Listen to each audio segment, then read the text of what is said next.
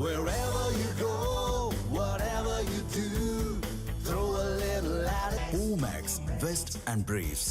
வணக்கம் நேயர்களே, செலவு சேமிப்பு முதலீடு நிகழ்ச்சிக்கு உங்களை வரவேற்கிறேன்.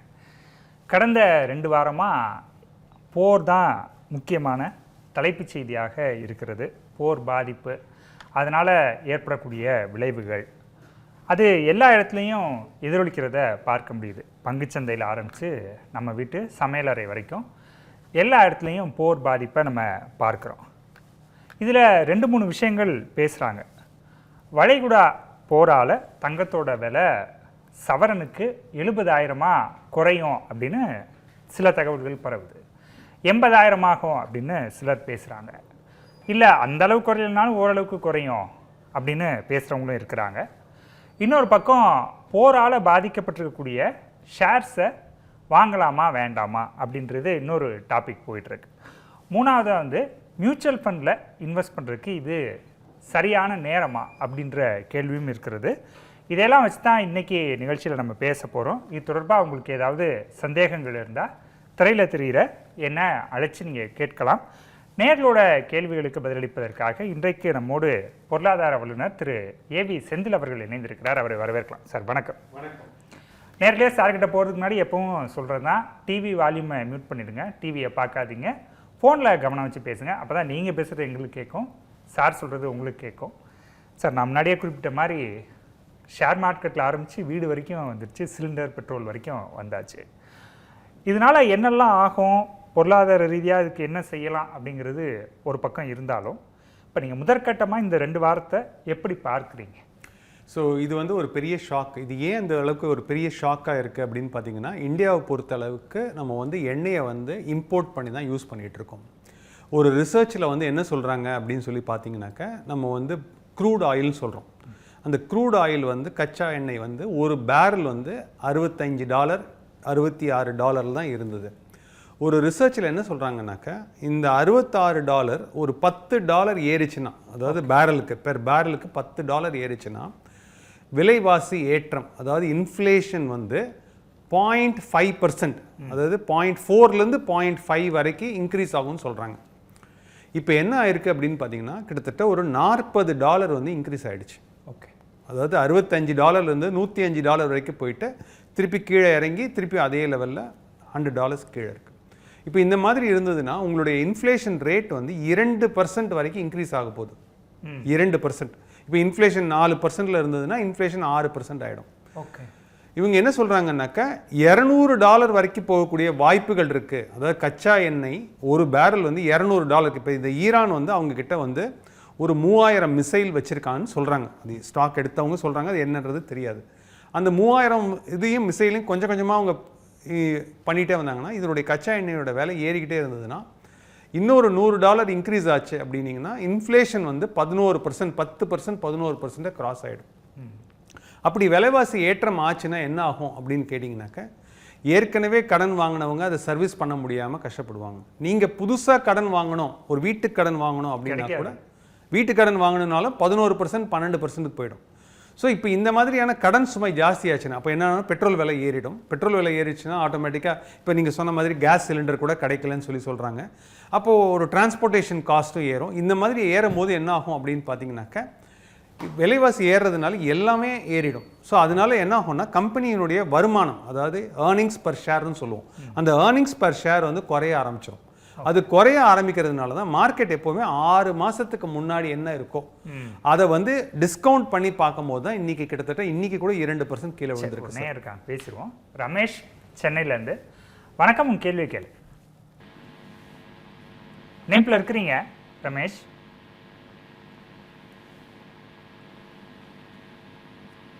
சரி, நம்ம தொடர்ந்து பேசலாம் சார். ஸோ அதனால என்ன ஆகும் அப்படின்னு கேட்டிங்கனாக்கா, இன்ஃப்ளேஷன் ஜாஸ்தி ஆன உடனே எல்லா விதமான இம்பேக்டும் எக்கானமியில் தெரியும்.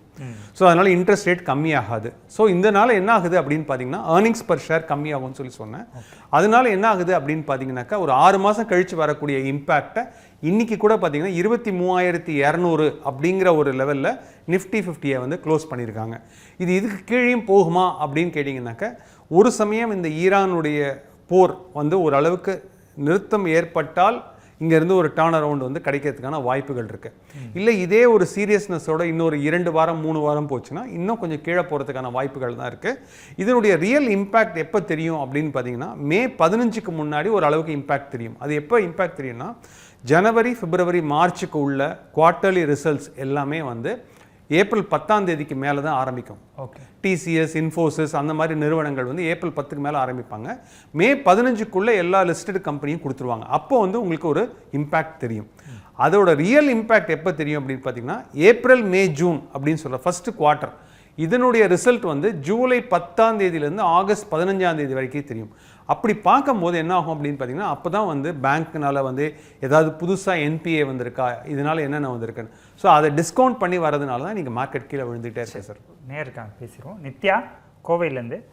வணக்கம், உங்கள் கேள்வி கேள்வி.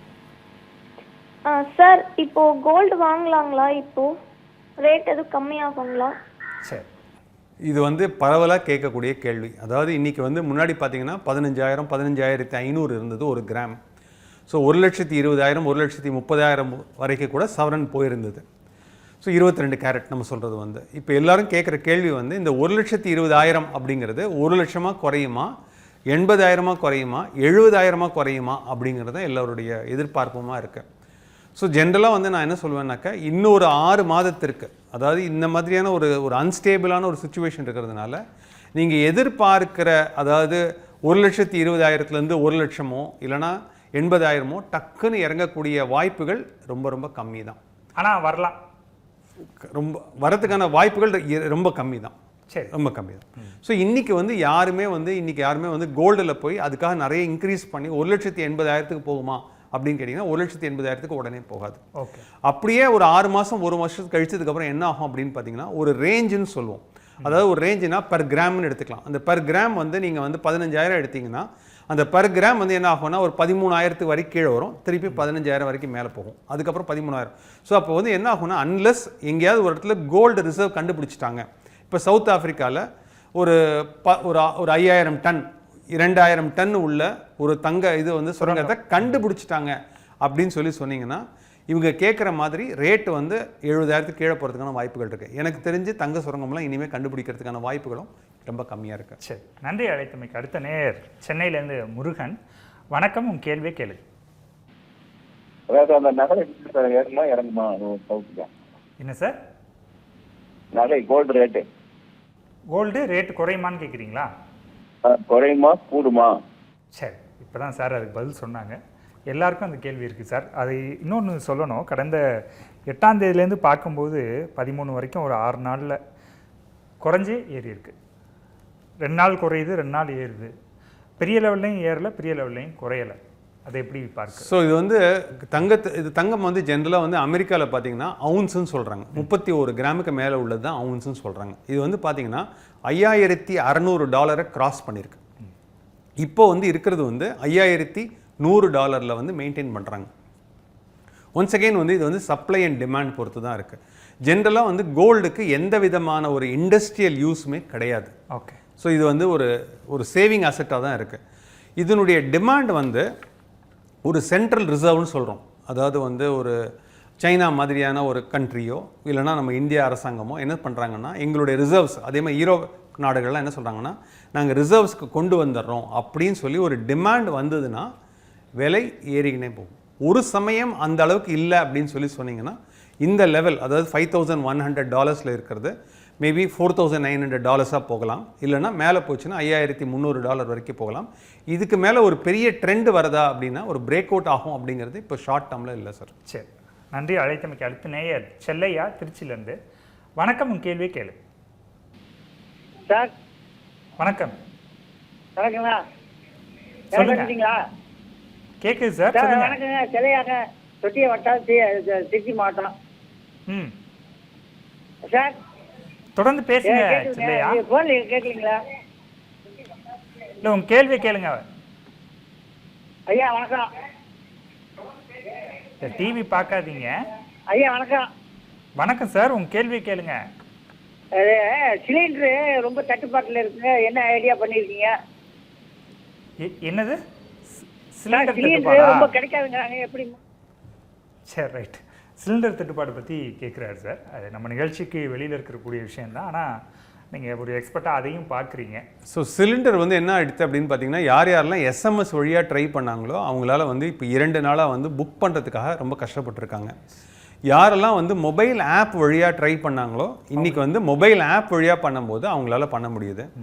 இது வந்து இப்போ நேற்று கூட பெட்ரோல் பங்க்லாம் நேற்று பார்த்தீங்கன்னாக்கி 2 மணி நேரம் 1.5 மணி நேரம் நின்று வந்து அவங்க வந்து ஃபில் பண்ணியிருக்காங்க. ஸோ எல்லாரும் வந்து என்ன நினைக்கிறாங்கன்னா இம்மீடியட்டாக அது ஒரு இம்பேக்ட் இருக்கும் அப்படின்னு சொல்கிறாங்க. இது கோவிடில் நடந்த மாதிரி தான். வந்து ஏதாவது ஒரு ப்ராப்ளம்னா உடனே போய் எல்லாத்தையும் ஸ்டாக் பண்ணி வச்சுக்கலான்னு. என்னை பொறுத்த அளவுக்கு இது வந்து ஒரு டெம்பரரி ஃபினாமினன் தான். கண்டிப்பாக வந்து ஒரு அட்லீஸ்ட் ஒரு 2 மந்த்ஸுக்கு இந்த ஒரு பெரிய இம்பேக்ட் இருக்காது. பெரிய இம்பேக்ட்லாம் 2 மந்த்ஸுக்கு மேலே வரதுக்கான வாய்ப்புகள் இருக்குது. சரி, நன்றி அழைத்தமைக்கு. அடுத்த நேயர் சந்திரசேகர் காஞ்சிபுரத்துலேருந்து. வணக்கம், உன் கேள்வி கேள். சார் வணக்கம் சார். ஹலோ, தொடர்ந்து பேசுங்க. ஒன்றும் இல்லை சார். இப்போது ஷேர் மார்க்கெட்டில் டவுன் ஆகுது இல்லை, அந்த மாதிரி 17 1 லட்சம் கோடி ஒரு 2 லட்சம் கோடி போகுது. யாரும் இருக்கு அவங்க போகிறது இல்லை, வேஸ்ட்டாக போகிறது இல்லை. அதெல்லாம் எங்கே போகுது சார்? எனக்கு என்ன கொண்டு போகிறது, எங்கே போகுது சார்? அது எங்கே போகுதுன்னு கேட்டுருக்காரு சார். அதாவது அவர் என்ன சொல்கிறாருன்னா, டெய்லி நியூஸ் பேப்பர் காலையில் எடுத்த உடனே அந்த நியூஸ் பேப்பரில் என்ன போடுறாங்கன்னா, இன்றைக்கி 2 லட்சம் கோடி ஷேர் மார்க்கெட்டில் வீழ்ச்சி அப்படின்னு கேட்குறாங்க. உடனே அது பார்த்தோன்னே 2 லட்சம் கோடி போயிடுச்சா, அது எங்கே போகுது அப்படிங்கிறது அவருடைய இது. ஜென்ரலாக ஒருத்தர் வந்து ஷேர் மார்க்கெட்டில் வாங்குறாங்க அப்படின்னு சொல்லி பார்த்தீங்கன்னா விற்றா மட்டும்தான் ஆக்சுவல் லாஸ். ஓகே. ஸோ நீங்கள் விற்கலைன்னா அது வந்து புக் லாஸ். ஸோ நான் வந்து நேற்று ஒரு பொருள் என்கிட்ட வந்து ஒரு 1000 ரூபாய்க்கு ஒரு பொருள் இருக்குது. அந்த பொருள் வந்து நான் இன்றைக்கி வந்து 900 ரூபாய்க்கு தான் என்னால் விற்க முடியும் அப்படின்னா என்னுடைய புக் லாஸ் வந்து 100 ரூபாய். அதாவது என்கிட்ட இருக்கிற எல்லா ஷேரையும் சேர்த்து உள்ளது தான் அந்த புக் லாஸ்ன்னு சொல்கிறோம். நான் விற்றா மட்டும்தான் எனக்கு அந்த மாதிரி வரும். ஸோ இது வந்து யாருக்கும் வந்து ஒரு ஆக்சுவல் லாஸ் ஆகி மாறின மாதிரி கிடையாது. எப்போ வந்து இப்போ இன்றைக்கி வந்து FIIsன்னு சொல்கிறோம், ஃபாரின் இன்ஸ்டிடியூஷனல் இன்வெஸ்டர்ஸ்னு. அவங்க என்ன பண்ணியிருப்பாங்கன்னா முன்னாடியே வாங்கி வச்சுருப்பாங்க. அதாவது கோவிட் முடித்த உடனே அந்த காலகட்டத்தில் வாங்கி வச்சுருப்பாங்க. அவங்களுக்கு நிறைய ப்ராஃபிட்டில் இருப்பாங்க. கிட்டத்தட்ட ஒரு 20%, 16% அந்த மாதிரி ஒரு ப்ராஃபிட்டில் இருப்பாங்க. அவங்க என்ன நினைக்கலாம்னா இந்த நேரத்தில் வந்து நம்மளுடைய கண்ட்ரிக்கே எடுத்துகிட்டு போயிடலாம். ஸோ அவங்க மட்டும்தான் விற்றுட்டு அவங்க மட்டும்தான் எடுத்துகிட்டு போகிறாங்க. இவங்க பார்க்குறதெல்லாம் வந்து பேப்பரில் உள்ள லாஸ் தானே தவிர ஆக்சுவல் லாஸ்லாம் ஒன்றும் கிடையாது சார். சரி, நன்றி. அடுத்த நேயர் கன்னியாகுமரியிலேருந்து கணேசன். வணக்கம், உன் கேள்வியை கேளு. வணக்கம் சார். இந்த டிவி வால்யூமை மியூட் பண்ணிடுங்க. சரி சார், ஒரு நிமிஷம் சார். கேள்வி கேளுங்க சார். ஷேர் மார்க்கெட்ல சார் சொல்லுங்க. இந்த CDSL ஒன்று இருக்கு சார். அந்த அதாவது ஷேர் வேல்யூ குறையும் பொழுது நம்மளுடைய மார்க்கெட்டில் உள்ள மணியை வச்சு குறையுது, இல்லைன்னா இன்ஃப்ளேஷன் சொல்றீங்க. ஆனா CDSLங்கிறது வந்து ஷேர் மார்க்கெட்டினுடைய கணக்கு டிமாண்டை வச்சு ஏறக்கூடியது. அப்ப அது அந்த மார்க்கெட் எதுக்கு சார் இறங்குது? TSL. ஆமா, CDSL கேக்குறீங்க. ஆமா, அது ஏன் இறங்குது? அது இறங்கக்கூடாது. அதாவது அது வந்து நம்மளோட ஷேர் வாங்கி விற்கிறதுல அதனுடைய அமௌண்ட்டை வச்சு தான் அந்த மார்க்கெட் ஏறுது. சரி, ரொம்ப டெக்னிக்கலாக கேட்கு. ஸோ CDSL அப்படிங்கிறது வந்து என்னென்னா சென்ட்ரல் டெபாசிட்ரி சர்வீசஸ் லிமிடெட்னு சொல்கிறோம். அவங்க ஆக்சுவலாக வந்து ஒரு டிமேட் அக்கௌண்ட் ஒருத்தர் வச்சுருக்காங்க அப்படின்னு சொன்னீங்கன்னா அந்த டிமேட் அக்கௌண்ட்டை மேனேஜ் பண்ணுறது மொத்தம் இந்தியாவில் பொறுத்தளவுக்கு 2 விதமான கம்பெனிஸ் தான் மேனேஜ் பண்ணுறாங்க. ஒன்று வந்து NSDL, இன்னொன்று வந்து பார்த்திங்கன்னா CDSLன்னு சொல்லிட்டு. இந்த கம்பெனியில் வந்து CDSL மட்டும் லிஸ்டடாக இருக்குது. ஸோ ஜென்ரலாக வந்து அவங்களுக்கும் வந்து எப்படின்னா நிறைய ஷேர் வாங்கி விற்கும் போது அந்த ஷேர் வந்து ஜென்ரலாக வந்து எப்படி மார்க்கெட் வந்து இன்வெஸ்ட்மெண்ட் இன் மார்க்கெட் வந்து எப்படி ரிஸ்க்கு விடுமோ அதே மாதிரி தான் CDSலும் ஒரு லிஸ்டட் கம்பெனி. அதனால் அதுவும் மேலே போகும் கீழே போகும். ஜஸ்ட்டு அவங்க ஷேர் வாங்கி வச்சுருக்கிறதுனால அவங்க ஷேர் கீழே போகக்கூடாது அப்படிலாம் ஒன்றுமே கிடையாது. பையர்ஸ் அண்ட் செல்லர்ஸ் தான் வந்து அதனுடைய ப்ரைஸை டிட்டர்மைன் பண்ணுறாங்க. நன்றி சார். அடுத்த நேர் இருக்காங்க, பேசுகிறோம். நாகராஜ் குடியாத்துலேருந்து. வணக்கம், கேள்வி கேள். இணைப்பில் இருக்கிறீங்க நாகராஜ். வணக்கம் ஐயா. உங்க கேள்வி கேளுங்க ஐயா. தங்கத்து கேட்கலாம் ஐயா கிட்ட கேட்கல. தங்கத்தில் ஐயா தங்கம் இதே விலையில் இருக்குமா இறங்குமா? சரி சரி, ஓகே. எல்லாருக்கும் அந்த கேள்வி இருக்குது சார். ஏன்னா சோஷியல் மீடியாவில் அது இருக்குது. 80,000 வந்துடும், அந்தளவு போலனா கூட கிராம் 12,000 வந்துடும் அப்படின்லாம் பேசுகிறாங்க. அதுதான் இப்போ எல்லாருக்கும் காமனாக இது குறையுமோ அப்படின்னு இது. அதனால் ஸோ ஜென்ரலாக வந்து நான் என்ன சொல்லணும்னா இந்த ஒரு நெக்ஸ்ட் ஒரு 6 மந்த்ஸுக்குள்ளே ஒரு பெரிய ஒரு மாற்றம் வரத்துக்கான வாய்ப்புகள் கிடையாது. அன்லெஸ் சப்ளை ஜாஸ்தியாகி டிமாண்ட் கம்மி ஆயிடுச்சுன்னா நீங்கள் எதிர்பார்க்குற மாதிரி வந்து கண்டிப்பாக 12,000க்கு வரும். என்னை பொறுத்தளவுக்கு எப்பப்பெல்லாம் ப்ரைஸ் பாயிண்ட் கம்மி ஆகுதோ 15,000லேருந்து 14,000 கம்மி ஆயிடுச்சுன்னா உங்களை மாதிரி என்ன மாதிரி உள்ளவங்களாம் என்ன பண்ணுவாங்கன்னா நேராக போய் ஒரு 8 கிராம் இல்லைனா ஒரு 10 கிராம் இல்லைனா 15 கிராம் நம்ம போய் வாங்குவோம். ஸோ அதே மாதிரி அப்போ நம்ம 14,000க்கு நம்ம எல்லாரும் போய் வாங்குறோம் அப்படின்னு சொன்னீங்கன்னா ஆட்டோமேட்டிக்காக டிமாண்ட் வந்து மேலே போகும். இதே 14,000லேருந்து 13,000 ஆயிடுச்சுன்னா நம்ம வாங்கின 20 கிராம் பதிலாக 30 கிராம் வாங்கலாமான்னு பார்ப்போம். ஸோ அதனால் என்ன ஆகும் அப்படின்னு பார்த்தீங்கன்னா இது செல்லருக்கும் பையருக்கும் உள்ள ப்ரெஷர் இருக்கிறதுனால எனக்கு தெரிஞ்சு 5% 10% வேணால் வரலாம் சேஞ்சஸ் இருக்கலாமே தவிர நீங்கள் எதிர்பார்க்குற மாதிரி 1,20,000லேருந்து 80,000மோ 70,000மோ போகிறதுக்கான சாத்தியக்கூறு எனக்கு தெரிஞ்சு இல்லை. ஆனால் நடக்கிறதுக்கான வாய்ப்புகள் இருக்கா அப்படின்னீங்கன்னா சப்ளை பொறுத்து இருக்கு. சரி, அடுத்த நேயர் கோவையிலேருந்து சுதா. வணக்கம், உங்கள் கேள்வி கேள்வி. Sir good afternoon sir. Madam sir எனக்கு ஒரு டவுட்டு. ஏன்னா நான் வந்துட்டு மியூச்சுவல் ஃபண்ட் ஏஎன்சியில் வந்து சார் நான் இன்வெஸ்ட்மெண்ட் பண்ணியிருக்கேன் மியூச்சுவல் ஃபண்டில். அது பார்த்தீங்கன்னா கோல்டு அண்ட் சில்வர்லையும் நான் இன்வெஸ்ட்மெண்ட் பண்ணியிருக்கேன், ப்ளஸ் மிட் கேப் ஃபண்ட்லையும் நான் இன்வெஸ்ட்மெண்ட் பண்ணியிருக்கேன். இப்போ இந்த ஈரான் போர்ல நடக்கிறதுனால இப்போ என்னோட இன்வெஸ்ட்மெண்ட் வந்து முன்னாடி பார்த்தீங்கன்னா ஒரு 20,000 கிட்ட கொஞ்சம் ப்ராஃபிட்டாக தான் இருந்தது. இப்போ பார்த்தீங்கன்னா அது கிட்டத்தட்ட ஒரு 17,000 கிட்ட கீழே ரொம்பவே டவுன் ஆயிடுச்சு. இப்போ இந்த டைமிங்க்கு இதுக்கு மேலே இன்னும் குறையுங்களா? ஏன்னா பிகாஸ் நான் லாங் டேர்மாக தான் போட்டிருக்கேன். இல்லை இப்போ இருக்கிற அமௌண்ட் டச் டைம்ஸ் இப்போதைக்கு ஒரு 1,000 rupees அந்த மாதிரி தான் டிஃபரன்ஸ் இருக்கு கோல்டு அண்ட் சில்வரில் இன்வெஸ்ட்மெண்ட் பண்ணது. இல்லை வித்ட்ரா பண்ணுறது பெட்டர்னு நினைக்கிறீங்களா? எனக்கு என்னன்னு கொஞ்சம் சஜஸ்ட் பண்ண முடியுங்களா? சரி, கண்டிப்பாக. இது வந்து எல்லாரும் காமனாக கேட்கக்கூடிய கேள்வி. இது வரைக்கும் எல்லாருமே வந்து புக் ப்ராஃபிட் மாதிரி பார்த்துட்டு இருந்திருக்காங்க. நான் சொல்கிறது February 28 வரைக்கும் உள்ளது புக் ப்ராஃபிட்டாக பார்த்துருக்காங்க. March 1 இன்றைக்கி March 12 13 வரைக்கும் பார்க்கும்போது பேப்பர் லாஸ் வந்து ரொம்ப ஜாஸ்தியாக இருக்குது. இது இன்னும் கீழே இறங்குமா அப்படிங்கிறதுக்காக உங்களுடைய கோல் டேட்டுன்னு சொல்லுவேன். அதாவது உங்கள் பையனை படிக்க வைக்கிறதுக்காகவோ உங்கள் பொண்ணு படிக்க வைக்கிறதுக்காகவோ இன்னொரு 10 வருஷம் கழித்து தான் வரப்போகுது அப்படின்னு சொன்னீங்கன்னா தயவு செஞ்சு இந்த பேப்பர் லாஸை வந்து பார்க்காதீங்க. நீங்கள் எஸ்ஐபி மாதிரி போடுறீங்கன்னா கண்டினியூஸாக போட்டுகிட்டே வாங்க. அதே மாதிரி அவங்க சொன்னாங்க நான் கோல்டுலேயும் சில்வர்லேயும் போடுறேன்னு. நான் ஜென்ரலாக வந்து என்ன சொல்லுவேன்னா ஒரு ஸ்மால் போர்ஷன் 5% ஆர் 10%. இப்போ என்னோடய எஸ்ஐபி வந்து மாதம் 10,000 ரூபாய் இருக்குது அப்படின்னா 1,000 ரூபாய் வந்து அதில் உள்ள 10,000ல் ஒரு 10%ங்கிறது 1,000 ரூபாய். அந்த 1,000 ரூபாய் எஸ்ஐபியை கோல்டு அண்ட் சில்வரில் 500 ரூபாய் மாதிரி போட்டுகிட்டே வாங்க. விலை ஏறுது இறங்குது அப்படின்னு பார்க்காதீங்க. ஸோ 10 வருஷம் கழித்து வருது அப்படின்னா இன்றைக்கி இருக்கிற இறக்கத்தை பார்த்து அவசரப்பட்டு விற்கணும் அப்படிங்கிற அவசியம் கிடையாது. அடுத்த வருஷமே உங்களுடைய குழந்தையோட படிப்பு வருது, இன்னொரு 3 மாதத்தில் கல்யாணம் வருது, இல்லை இன்னொரு 2 monthsல ஏதோ ஒரு மெடிக்கல் எமர்ஜென்சி மாதிரி வருது அப்படின்னு சொன்னீங்கன்னா உங்களுக்கு வந்திருக்கிற ப்ராஃபிட் போதும் அப்படின்னா நீங்கள் தயவு செஞ்சு வித்துடலாம். அப்படி இல்லைனா லோன் எடுக்கணும் அப்படின்னா கூட வித்தின் 1 டேக்குள்ளே லோன் அகெயின்ஸ்ட் செக்யூரிட்டிஸ் கூட நீங்கள் எடுத்துக்க முடியும். ஸோ அவசரப்பட்டு வித்துற வேண்டாம்ன்றதான் என்னுடைய சஜஷன். நன்றி. அடுத்த நேயர் திருப்பத்தூர்லேருந்து அன்பரசு. வணக்கம், உங்கள் கேள்வி கேளு. Hello, Anbarasu sir. என் பேர் திருப்பத்தூர் மாவட்டம். சொல்லுங்கள் சார். இது மாதிரி சில்வர் அப் ஆகுமா டவுன் ஆகுமா சார்? அது இப்போ போர் நடக்கிறதுனால எதனா அதனால இறங்கினே போயின்னுக்குது, ஒரு நிலையாக இருக்காது, என்ன தெரிஞ்சுக்கலாம் சார்? சில்வர் கேட்குறாரு சார். ஆனால் நீங்கள் கோல்டுக்கு சொன்னீங்க இண்டஸ்ட்ரியல் யூஸ் கிடையாது அப்படின்னா நான் இதுக்கு சில்வருக்கு நல்ல இண்டஸ்ட்ரியல் யூஸ் இருக்குது. ஆனால் சில்வர் பொறுத்த அளவுக்கு வந்து பார்த்தீங்கன்னா அதாவது வொலட்டாலிட்டின்னு சொல்லுவோம். அது வந்து பார்த்தீங்கன்னா ஒரே நாளில் 20% கூட மேலே ஏறும், இறங்குதுன்னா 25% 30% கூட ஒரே நாளில் கீழே இறங்கும். ஸோ ஒரு டைமில் வந்து ஒன்ஸ் அகெயின் வந்து இது என்ன ஆயிருக்குன்னா வந்து ஃபியூச்சர்ஸ் கான்ட்ராக்ட் அண்ட் ஆப்ஷன்ஸ் கான்ட்ராக்ட்னு சொல்லுவாங்க. ஸோ என்ன பண்ணியிருக்காங்கன்னா ஒரு அளவுக்கு அது ஏறப்போகுது அப்படின்னு சொல்லி ஒரு பெட்டிங் மாதிரி ட்ரேடிங் மாதிரி பண்ணிகிட்டே வந்திருக்காங்க. ஒரு டைமில் அவங்களால டெலிவரி கொடுக்க முடியல. ஸோ இந்த டெலிவரி கொடுக்க முடியாத ஒரு பட்சத்தில் என்ன ஆயிடுச்சுன்னா கிட்டத்தட்ட வந்து லட்சம், அதாவது 3.5 லட்சம் 3.25 லட்சம்லாம் வந்து 1 கிலோ போயிட்டு இருந்தது. இன்றைக்கி பார்த்தீங்கன்னா 2,68,000 ரூபாய், அதாவது வந்து லிஸ்டட் ப்ரைஸில் நான் சொல்கிறது, அதாவது பாம்பேயில் ஒரு ஸ்டாக் எக்ஸ்சேஞ்சில் லிஸ்டட் ப்ரைஸ் பார்த்தீங்கன்னா 1 கிலோ 2,68,000 ரூபாய் தான் விற்றுட்ருக்காங்க.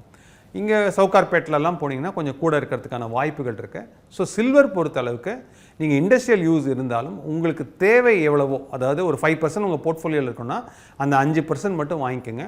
ஒன்ஸ் அகெயின் வந்து நீங்கள் என்ன பண்ணலான்னா உங்கள் கோர் போர்ட்ஃபோலியோவில் இது மட்டும் இருந்தால் போதும்.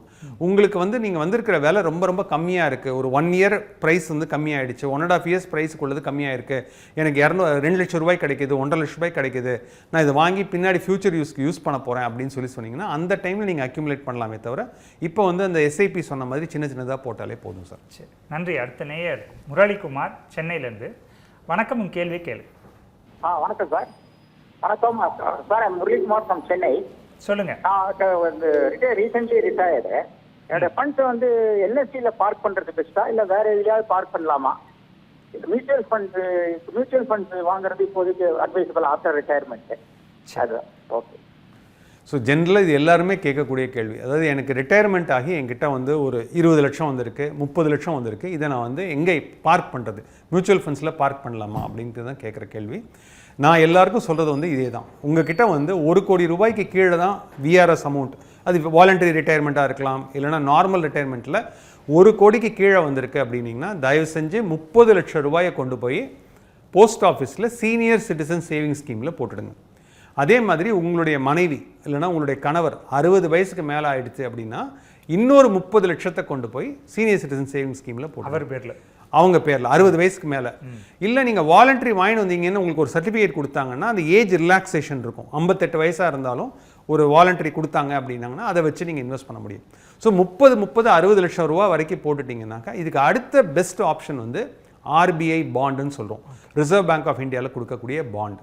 ஆனால் இந்த பாண்டு வந்து நீங்கள் ஏற்கனவே என்கிட்ட ஒரு 2-3 வீடு இருக்குது, நான் வச்சுருக்கிற வீட்டில் எனக்கு ஏற்கனவே வாடகை வருது, இது போக எனக்கு வந்து பென்ஷன் மாதம் வருது, எனக்கு செலவு வந்து எனக்கு அந்த அளவுக்கு இருக்காது, நான் சொந்த வீட்டில் தான் இருக்கேன், அதுவும் நான் கிராமத்தில் போயிருக்கேன், இந்த மாதிரிலாம் இருந்ததுன்னா நான் என்ன சொல்லுவேன்னா அந்த டைமில் தான் நீங்கள் வந்து மியூச்சுவல் ஃபண்ட் அப்படிங்கிற ஒரு கான்செப்ட்டுக்கு நீங்கள் உள்ளே வந்தீங்கன்னாக்க இன்ஃப்ளேஷனை விட டேக்ஸ் பே பண்ணதுக்கப்புறம் உங்களுக்கு ஒரு ரியல் ரேட் ஆஃப் ரிட்டர்ன் கிடைக்கும். ஸோ நீங்கள் வந்து போஸ்ட் ஆஃபீஸில் போட்டாலும் சரி, நீங்கள் வந்து ஆர்பிஐ பாண்டில் போட்டாலும் சரி, உங்களுக்கு வந்து ரியல் ரேட் ஆஃப் ரிட்டர்ன் கிடைக்காது. ஏன்னா நீங்கள் வந்து ஒரு 30% டேக்ஸ் ப்ராக்கெட்டில் இருக்கீங்கன்னா நீங்கள் ஒரு 8% உங்களுக்கு கிடைச்சா கூட 30% நீங்கள் டேக்ஸ் பே பண்ணிங்கன்னா 2.4% நீங்கள் ஏற்கனவே டேக்ஸ் பே பண்ணிடுறீங்க. ஸோ அதுக்கப்புறம் நீங்கள் பார்த்தீங்கன்னா 8லேருந்து 2.4 போயிடுச்சுன்னா கிட்டத்தட்ட 5.6 தான் உங்கள் கையில் இருக்குது. இன்றைக்கி வந்து இன்ஃப்ளேஷன் நம்ம என்ன சொல்கிறோன்னா 6% 7% வரைக்கும் மேலே போகுதுன்னு சொல்கிறோம். அப்படி பார்க்கும்போது உங்களுடைய விலைவாசி ஏற்றத்தினால உங்களால் வந்து அந்த ஈடு கொடுக்க முடியாது. ஸோ கொஞ்சமாக பணம் இருந்ததுன்னா கவர்மெண்ட்டை மட்டும் நம்பி பணத்தை கொடுங்க. உங்ககிட்ட வந்து என்கிட்ட வந்து 1 கோடிக்கு மேலே இருக்குது, 80 லட்சத்துக்கு மேலே இருக்குது, 2 கோடிக்கு மேலே இருக்குது அப்படின்னா ஒரு நல்ல ஒரு டிஸ்ட்ரிபியூட்டரையோ இல்லைனா சர்டிஃபைட் ஃபினான்ஷியல் பிளானரையோ இல்லைனா ஆர்ஐஏன்னு சொல்லுவோம், ரெஜிஸ்டர்ட் இன்வெஸ்ட்மெண்ட் அட்வைசர், இந்த மாதிரி யாராவது ஒருத்தர்கிட்ட நல்லா பிளான் பண்ணிவிட்டு அசட் அலோகேஷன் சொல்லுவோம், எல்லாத்தையும் பிரித்து எல்லாம் ஒரே இடத்துல போடாமல் பிரித்து போடுறது நல்ல ஒரு திட்டம். நன்றி. அடுத்த நேயர் மேட்டுப்பாளையத்திலேருந்து பிரபாகரன். வணக்கம், உங்கள் கேள்வி கேளு. நேப்பில் இருக்கு. வணக்கம். ஆமாம் சார், கேள்வி கேளுங்க சார். இந்த சார் கோல்டு எஸ்ஐபி பெஸ்ட்டாங்க சார், இல்லை நம்ம வந்து இந்த கம்பெனிஸ் மூலிமா எஸ்ஐபியில் பண்ணுறது பெஸ்ட்டுங்களா? எஸ்ஐபியா? சரி சரி. அவர் வந்து கோல்டு வந்து கம்பெனின்னா நான் அவர் வந்து இந்த தங்க நகை உள்ள கம்பெனிஸ் மாதிரி கேட்குறாரா என்னன்னு தெரியல, இல்லை மியூச்சுவல் ஃபண்டில் உள்ள ETF மாதிரி கேட்குறாரான்னு தெரியல. நான் ஜென்ரலாக வந்து என்ன சொல்லுவேன்னாக்க உங்களுக்கு ரியல் யூசேஜ் இருக்குது, அதாவது உங்களுடைய பொண்ணுனுடைய கல்யாணம் இன்னொரு 3 வருஷத்தில் வருது அப்படின்னு சொன்னீங்கன்னாக்க நீங்கள் என்ன பண்ணலான்னா இந்த மாதிரி சிட்டு ஸ்கீம்னு சொல்கிறாங்க. அது உங்களுக்கு எது பிடிக்குதோ, இந்த கம்பெனி தான் அந்த கம்பெனி நம்ம ப்ரொமோட் பண்ணணும்னு கிடையாது, உங்களுக்கு எந்த கம்பெனி பிடிக்குதோ அதில் நீங்கள் ஒரு 10 மாத சிட்டு மாதிரி போட்டிங்கனாக்க ஒன்று உங்களுக்கு கிராம் வைஸில் உங்களுக்கு கொடுப்பாங்க, அப்படி இல்லைன்னா அமௌண்ட் வைஸில் தருவாங்க. அதே டைமில் நீங்கள் கூலி சேதாரம் பார்த்தீங்கன்னா ஒரு 10%, 15%, 18% வரைக்கும் உங்களுக்கு வெய்வர் கொடுப்பாங்க. ஸோ நான் ஜென்ரலாக வந்து என்ன சொல்லுவேன் அப்படின்னு கேட்டிங்கனாக்க உங்களுக்கு ரியல் யூசேஜ் இருக்குது, உங்கள் பொண்ணுக்கு 3 இயர்ஸ் கழிச்சு வருதுன்னா அந்த மாதிரி கம்பெனியில் போடுறது பெட்டர். இதே வந்து என்னுடைய குழந்தைக்கு வந்து 3 வயசு தான் ஆகுது, 4 வயசு தான் ஆகுது, குழந்தை கல்யாணம் ஆகிறதுக்கு இன்னும் 20 வருஷம் இருக்குது அப்படின்னீங்கன்னா ETF ஃபண்டுன்னு சொல்கிறோம். ஏன்னா வீட்டில் நீங்கள் கிராமாக நீங்கள் சேர்த்து வச்சுருந்தீங்கன்னா என்ன ஆகும்னா திடீர்னு ஒரு சமயம் நீங்கள் ஒரு ட்ராவலுக்காக போகிறீங்க, இல்லை ஏதோ ஒரு பர்சனல் எமர்ஜென்சிக்காக போகும்போது இந்த வெயிட் காணாமல் போயிடுச்சு, இந்த ஒரு 10 கிராம் 20 கிராம் போயிடுச்சுன்னா ரொம்ப கஷ்டமாக இருக்கும். ஸோ அதனால் ETFல போட்டு வைக்கிறது ரொம்ப நல்லது, எக்ஸ்சேஞ்ச் ட்ரேடட் ஃபண்டு. சரி, நன்றி. அடுத்த நேயர் நாமக்கல்லேருந்து ரவி. வணக்கம், உங்கள் கேள்வி கேளு.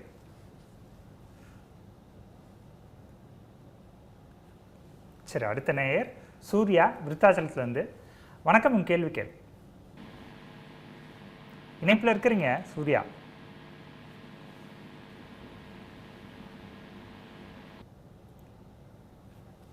சரி, அடுத்த நேயர் பழனிசாமி காங்கேயத்துலேருந்து. வணக்கம், உங்கள் கேள்வி கேளு.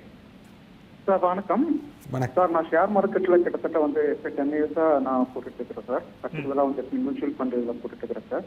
நான் வந்து எஸ்ஐபி போடாம சார் எப்பப்பெல்லாம் வந்து மார்க்கெட் வந்து 10% டவுன் ஆகுது, இல்லை 15% கீழே போகுதுங்களா அப்போ கொஞ்சம் வந்து பல்க் அமௌண்ட்டாக போட்டுட்டு இருக்கிறேன் சார். இப்போ நான் பார்த்ததுக்கு சென்செக்ஸ் கிட்டத்தட்ட வந்து 10,000 பாயிண்ட்ஸ் வந்து கீழே இறங்கியிருக்கு. இப்போ வந்து எல்லா செக்டாருமே கீழே இறங்கியிருக்கு.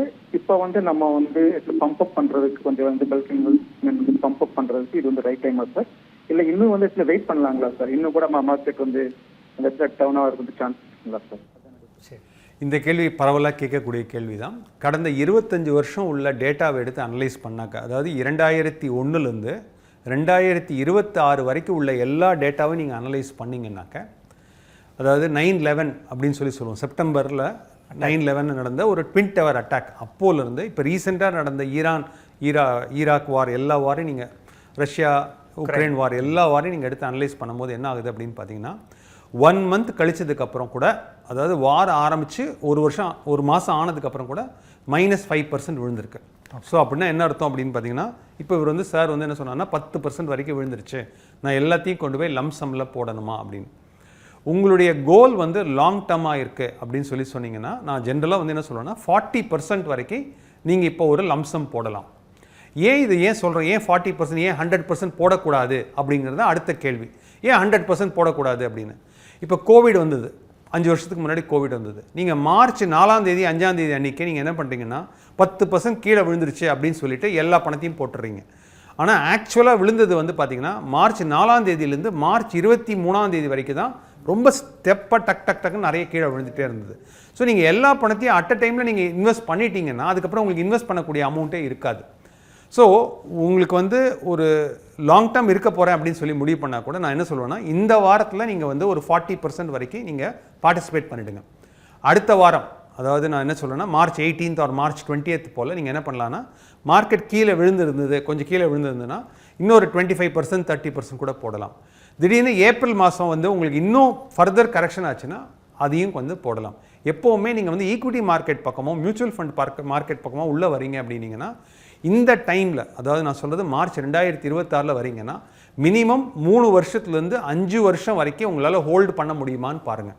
ஏன்னா திடீர்னு வந்து ஒரு 3 மாதம் கழித்து 6 மாதம் கழித்து இன்னொரு புது ப்ராப்ளம் வந்து இன்னொரு 10% கீழே விழுந்ததுன்னா கூட நீங்கள் பேர் பண்ணக்கூடிய அளவுக்கு உங்களுக்கு சக்தி இருக்கணும்.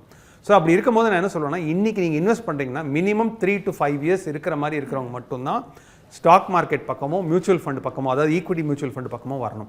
அப்படி இல்லைனா நீங்கள் என்ன பண்ணலாம்னா ஹைப்ரிட்டுக்கு வரலாம், அப்படி இல்லைனா ஈக்விட்டி சேவிங்ஸ்னு சொல்கிறோம், அப்படி இல்லைனா மல்டி அசெட் ஃபண்டுன்னு சொல்கிறோம். அந்த மாதிரி ரிஸ்க் கம்மியாக இருக்கிறதுல நீங்கள் போட்டிங்கன்னா உங்களுக்கு இந்த பிரச்சனை வராது. சரி, நன்றி. அடுத்த நேயர் மஸ்கட்லேருந்து ரவீந்திரன். வணக்கம், உங்கள் கேள்வி கேள்வி. வணக்கம் சார், நான் சென்னை சார்ந்தவங்க தான் இப்போ மஸ்கட்டில் இருக்கேன். சொல்லுங்கள். இப்போ பங்குச்சந்தை நிலவரை பற்றி தான் நம்ம கேட்கறதுக்கு வந்திருக்கேன். அதாவது ரொம்ப இப்போ டவுன்ல போயிட்டு இருக்கு, நம்ம இப்போ வெளியே வந்துடலாமா இல்லை ஹோல்ட் பண்ணி வைக்கலாமா அப்படின்றது ஒரு கேள்வி.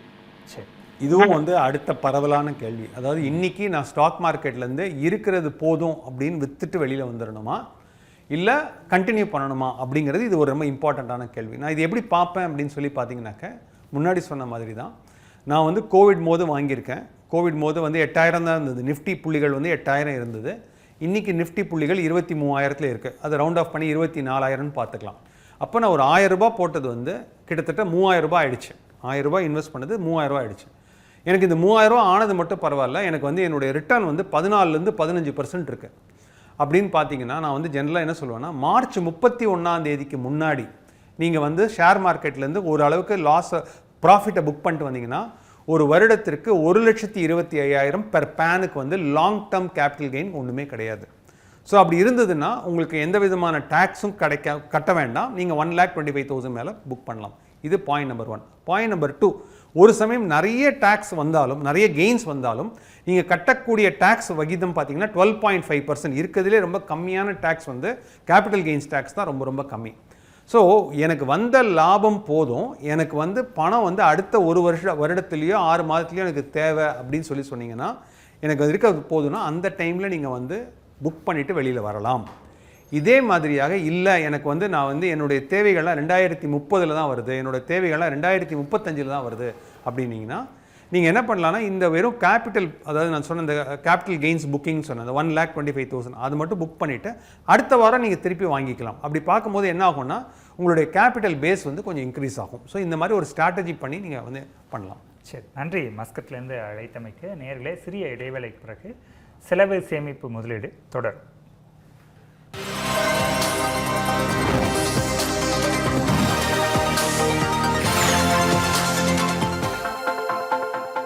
அடுத்த நேயர் பெங்களூர்லேருந்து குப்புராஜ். வணக்கம், கேள்வி கேளு. சார் வணக்கம், குப்புராஜ் பேசுறேங்க. வணக்கம் சார். என்னுடைய கொஸ்டின் வந்து ஸ்மால் கேப்ல வந்து இன்வெஸ்ட்மெண்ட் பர்பஸுக்காக நான் கேட்கறது, இப்போ மார்க்கெட் இவ்வளவு பாயிண்ட் விழுந்திருக்குது, ஸ்மால் கேப் வாங்கலாமா லைக் ப்ளூ சிப் கம்பெனி மாதிரி பெரிய கம்பெனி வாங்கலாங்களா?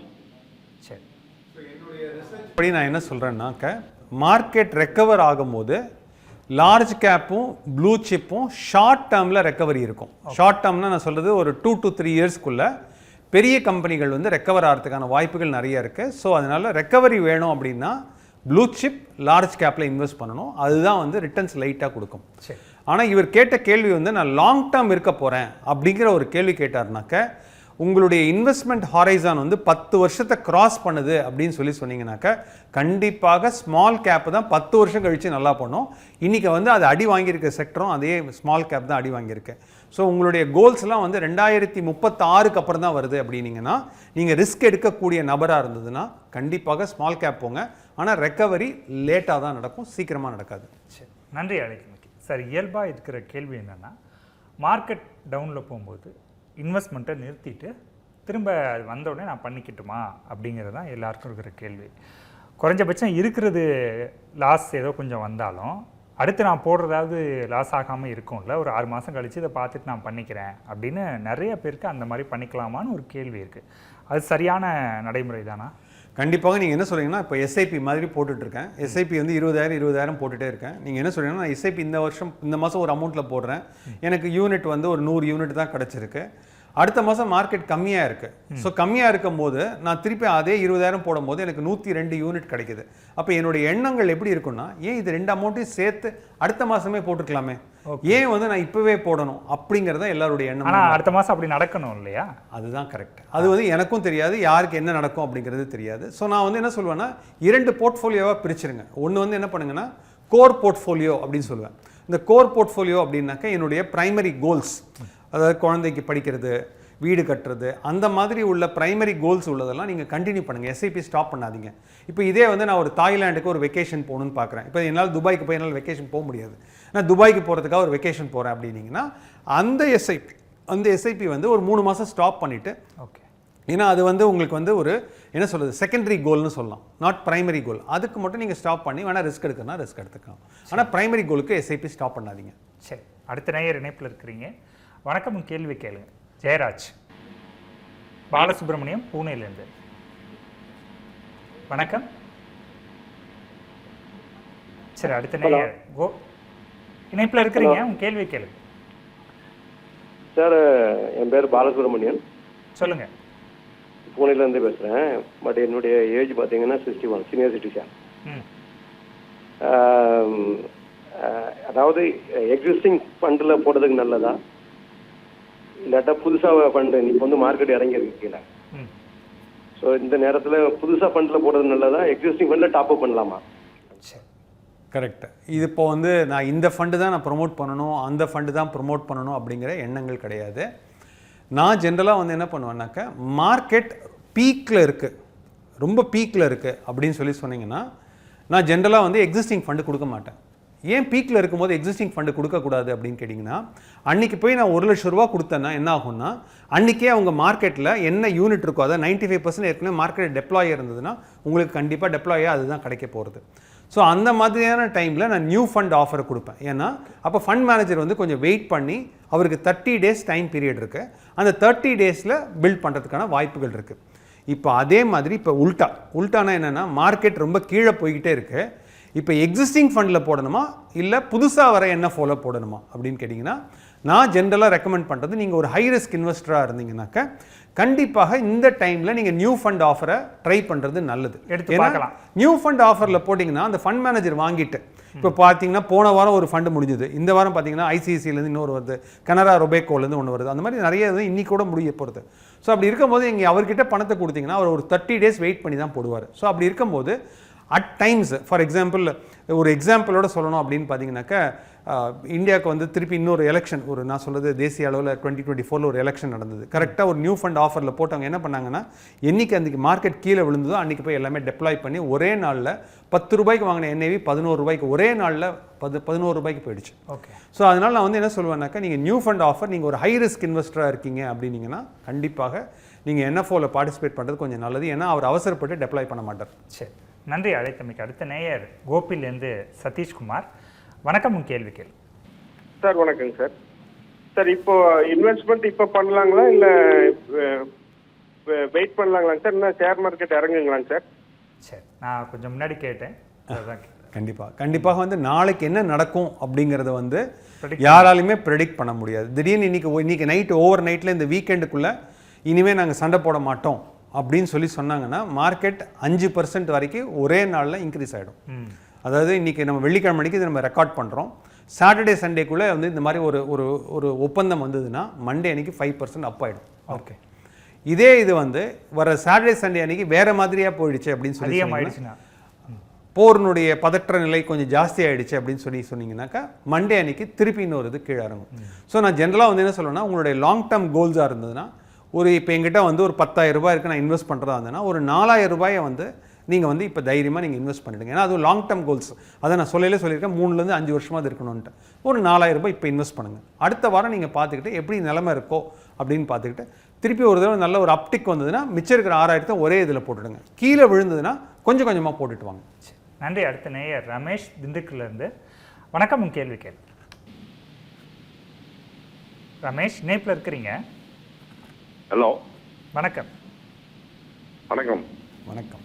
திண்டுக்கல்லேருந்து கணேஷ் பேசுகிறேன் சார். சொல்லுங்கள்.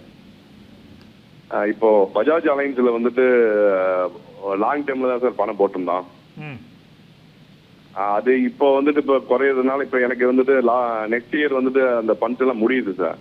சரி, எடுத்து மாற்றி போடலாமா இல்லை திருப்பி இப்படியே கண்டிப்பாக பண்ணலாம்னு உங்களுக்கு கேட்கும். இல்லை, ஒரு இதை மட்டும் நம்ம பர்டிகுலராக சொல்ல முடியாது. என்ன கம்பெனி சொன்னார்? பஜாஜ் பஜாஜ் தான் சொன்னார்.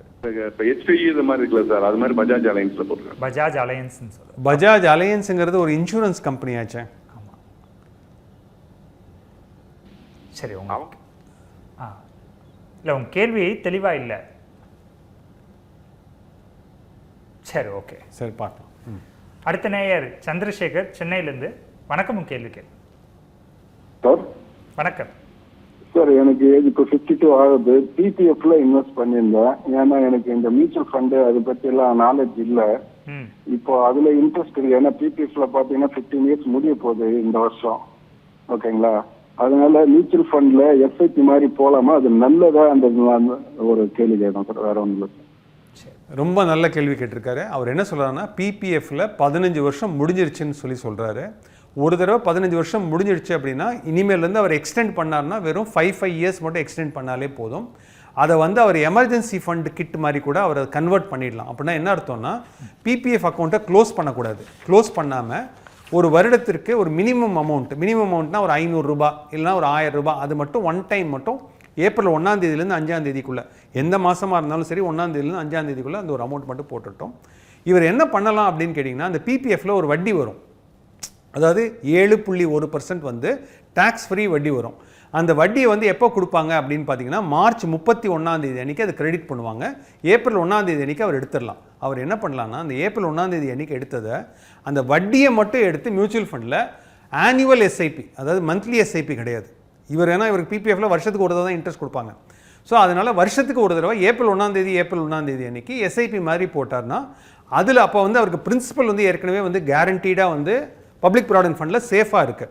வர்ற வட்டி மட்டும் போடுறதுனால அது வந்து நாளைக்கு இன்னொரு 5 years இந்த மாதிரி பண்ணார்னா அவருக்கே ஒரு கான்ஃபிடன்ஸ் வந்துடும். அவருக்கு எப்போ கான்ஃபிடன்ஸ் வருதோ அப்போ அடுத்த தடவை வந்து என்ன பண்ணலான்னா பிபிஎஃப்ல போடுறதுக்கு பதிலாக எஸ்ஐபி கூட கன்டினியூ பண்ணலாம், 80 வயசில் கூட கன்டினியூ பண்ணலாம், ஒன்றும் தவறே கிடையாது. சரி, நன்றி. அடுத்த நேயர் கோவையிலேருந்து சிவசுப்பிரமணியம். வணக்கம், கேள்வி கேள்வி. சார், இந்த டிஃபென்ஸ் ஃபண்டில் மியூச்சுவல் ஃபண்டில் இப்போ ஏதாவது முதலீடு பண்ணலாங்களா? இதில் டிஃபென்ஸில் ஓகே. அதாவது இது அடுத்த ஒரு பரவலான கேள்வி. இது வந்து என்ன சொல்கிறாங்கனாக்கா, இப்போ வந்து மிசைல்ஸ்க்கு தான் வந்து ரொம்ப இது இருக்குது, டிஃபென்ஸ் செக்டரில் வந்து நம்ம இன்வெஸ்ட் பண்ணலாமா அப்படின்ட்டு.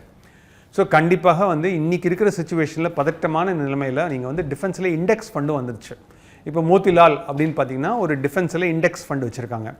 அதே மாதிரி ஹெச்டிஎஃப்சியில் பார்த்தீங்கன்னா நார்மல் ஆக்டிவ் மேனேஜ்மெண்ட் ஃபண்டு கூட வச்சுருக்காங்க. போடலாமா அப்படின்னு கேட்டிங்கன்னா லாங் டேர்ம் பர்ஸ்பெக்டிவில் நீங்கள் போடலாம். ஆனால் இந்த டிஃபென்ஸ் செக்டரில் போடும்போது ஒரு பெரிய பிரச்சனை இருக்குது. அது என்ன பிரச்சனை இருக்குங்கிறதையும் சொல்லிடுறேன். இப்போ வந்து எனக்கு வந்து நான் ஒரு டிஃபென்ஸுக்கு ஒரு மிசைல் ஒன்று பண்ணலாம், தேஜஸ் மாதிரி ஒரு ஏர்கிராஃப்ட் பண்ணுறேன் அப்படின்னு சொன்னீங்கன்னா, அதை உற்பத்தி பண்ணக்கூடிய எல்லா பொருளும் இந்தியாவுக்குள்ளேயே இருக்கா அப்படின்னு கேட்டிங்கன்னா 80-85% ஆஃப் த பொருள் மட்டும் தான் இந்தியாவில் இருக்குது. இன்னொரு 15%, அது ரேர் எர்த் மெட்டல்ஸ்னு சொல்லலாம், என்ன வேணால் சொல்லலாம், அது வந்து ஒரு 15% ஆஃப் த இது வந்து ஏன் ஒரு இன்ஜின் கூட சொல்லாமே, தேஜஸ்க்கு வந்து ஒரு ஒரு வெஹிக்கிள் ஆப்ரேட் பண்ணணும்னா இன்ஜின் தான் முக்கியம். அந்த இன்ஜின் வந்து நம்ம ரோல்ஸ் ராய்ஸ் அப்படின்னு ஒரு கம்பெனி கிட்ட நம்ம டிபெண்ட் பண்ணிட்டு இருக்கோம் அப்படின்னா நமக்கு அந்த இன்ஜின் வந்தால் தானே ஆப்ரேட் பண்ண முடியும். ஸோ நீங்கள் டிஃபென்ஸ் ஸ்டாக்ஸில் பண்ணும்போது அரசாங்கம் வந்து ஸ்பெண்ட் பண்ணுறதுக்கு ரெடியாக இருக்காங்க.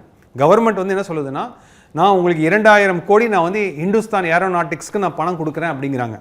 ஆனால் ஃபினிஷ்டு ப்ராடக்ட் அங்கேருந்து வரணுமே, அந்த இன்ஜின் வரணுமே, அந்த இன்ஜினுக்கு நம்ம இன்னொரு கிட்ட வெயிட் பண்ணுறோம்.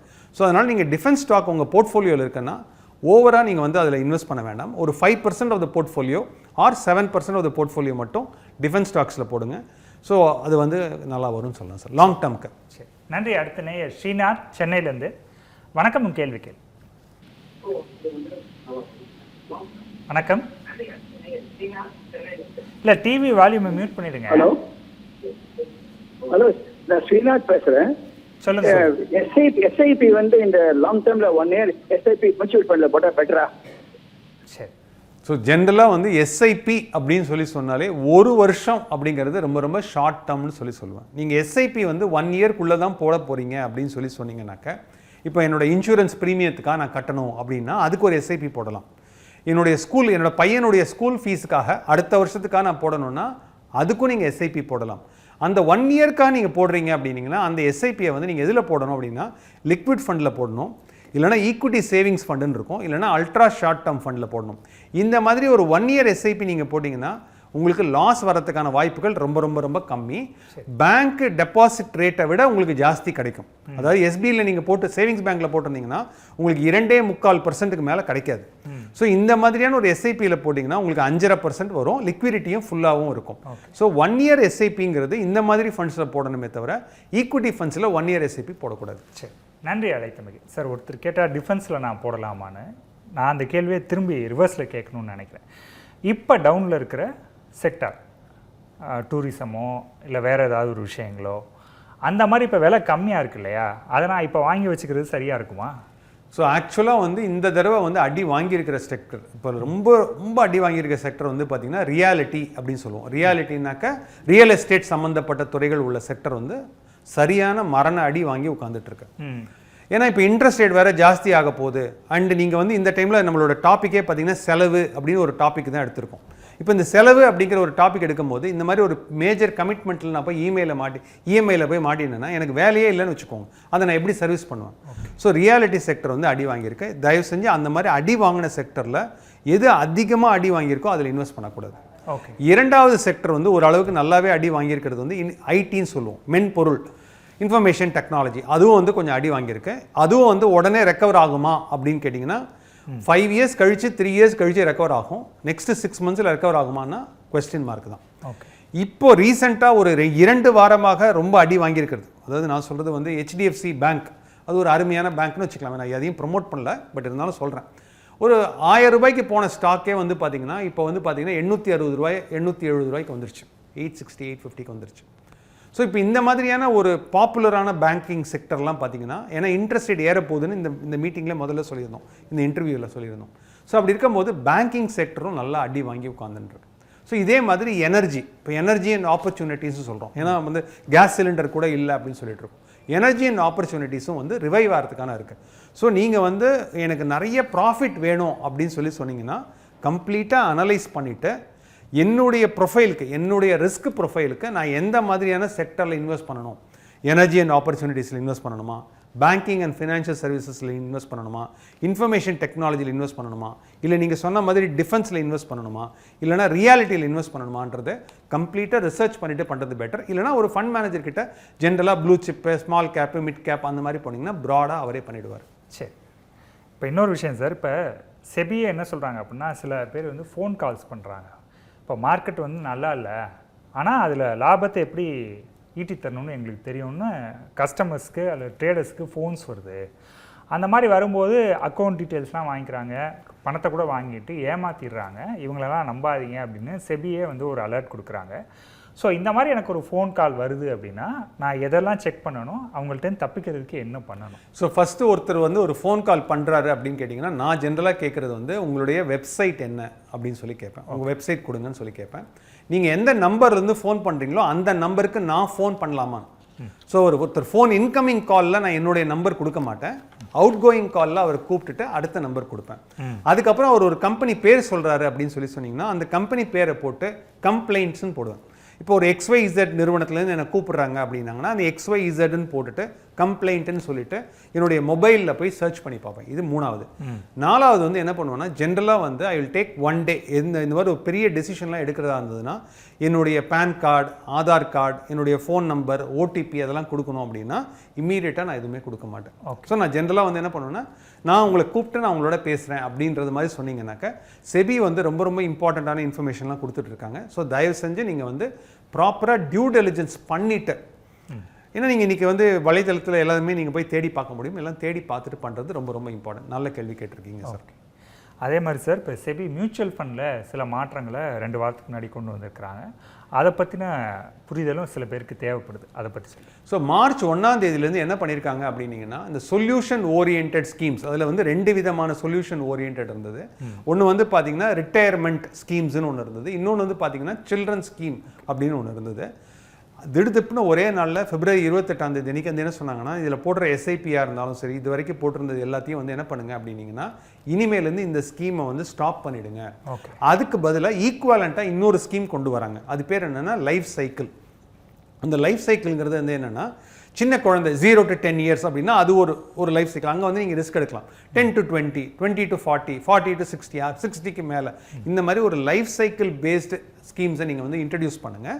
அதே மாதிரி இருக்கிற ஸ்கீம்ஸ், அதாவது இந்த இப்போ ரிட்டையர்மெண்ட் SBI அப்படின்னு பார்த்தீங்கன்னா SBI ரிட்டையர்மெண்ட், ICICIயில் பார்த்தீங்கன்னா ICICI ரிட்டையர்மெண்ட். அவங்க என்ன சொல்லியிருக்காங்கன்னா, இந்த ஃபண்டெல்லாம் எடுத்து உங்களுடைய ஈக்குவலண்ட் ஃபண்டு என்ன இருக்கோ, ஒரு அக்ரெசிவ் ஃபண்டு இருந்ததுன்னா அந்த அக்ரெசிவ் ஃபண்டோட மர்ஜ் பண்ணுங்கன்னு சொல்லியிருக்காங்க.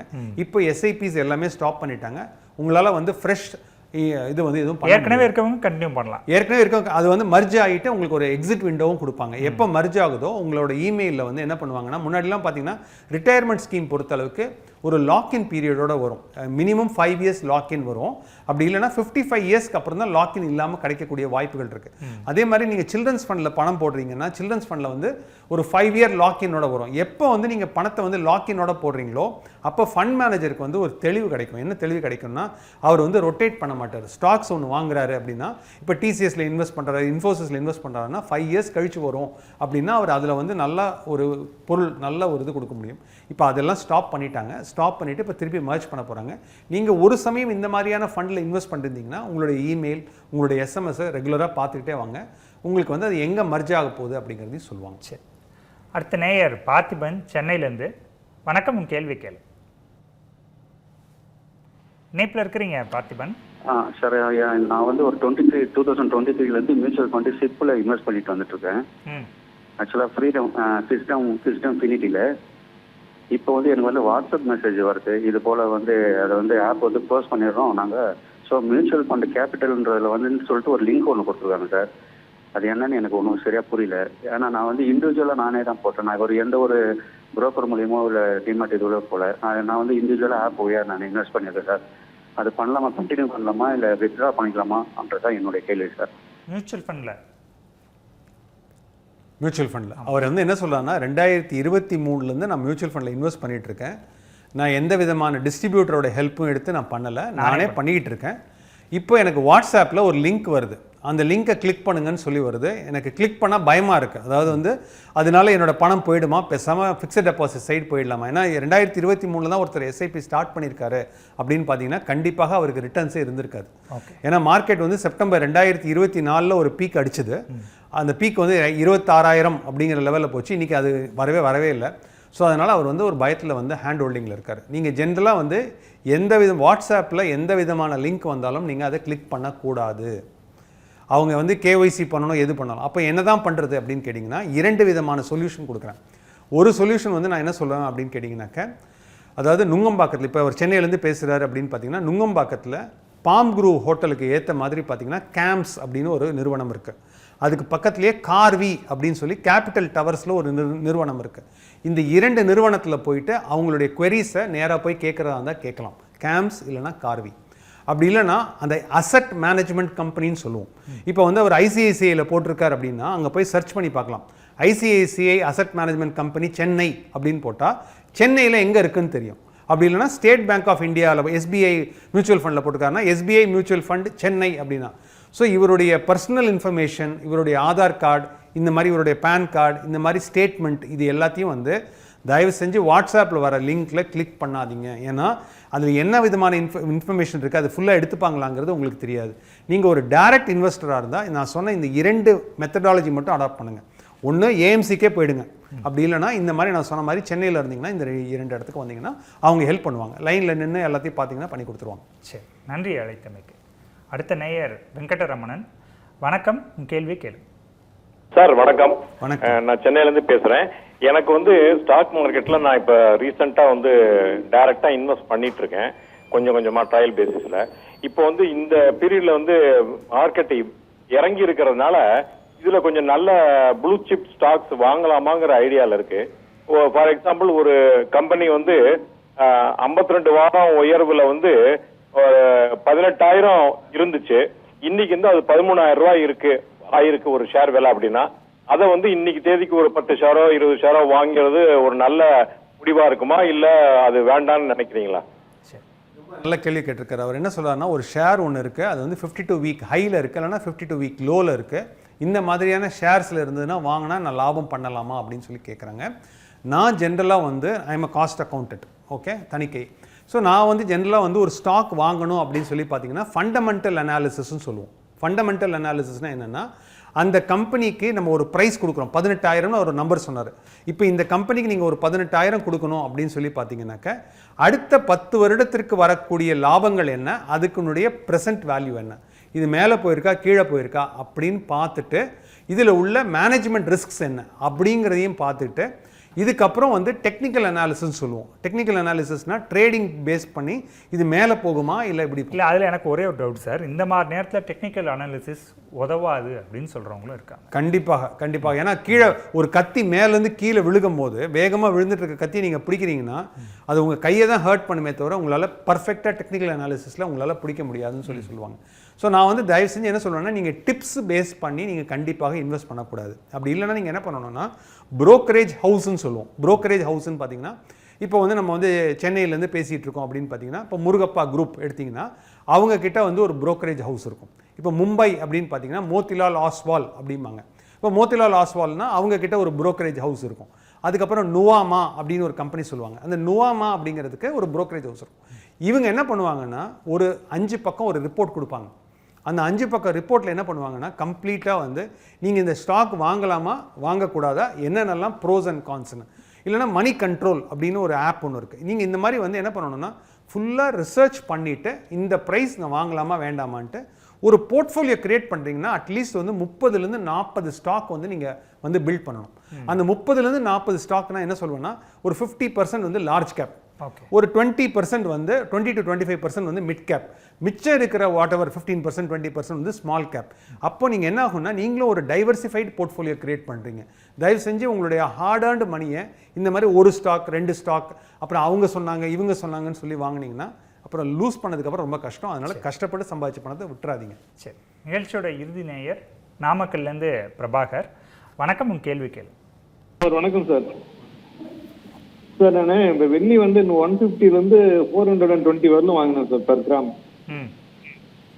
இப்போ வந்து கிட்டத்தட்ட ஒரு நியர்லி ஒரு 4 to 5 kg பக்கமா இருக்கு சார். ஓகே. இப்போ அதை நான் வந்து என்கேஷ் பண்ணிக்கலாமா இருந்தா எப்போ சார் இப்போ பண்ணலாங்களா? இப்போ பண்ணா எனக்கு லாஸ்ட் தான் வர மாட்டேங்குது. இன்னைக்கு 290 தான் என்னமோ நிற்கிது ஒரு கிராமு. 290 ரூபாய் 2,09,000 போயிட்டு 90,000 போயிட்டு இருக்குங்க. இன்னும் எவ்வளோ நாள் சார் வெயிட் பண்ணலாம் சார்? ஓரளவுக்கு ஏதாவது அனுமானமாக சொல்ல முடியுமா?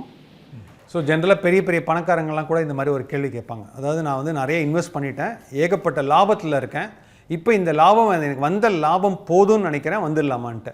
ஸோ இவருக்கு வந்து ஒரு சிம்பிளாக ஒரு டிப் கொடுக்குறேன். என்ன டிப் கொடுக்குறேன்னா, போட்ட இன்வெஸ்ட்மெண்ட்டை மட்டும் வெளில எடுத்துட்டோம்.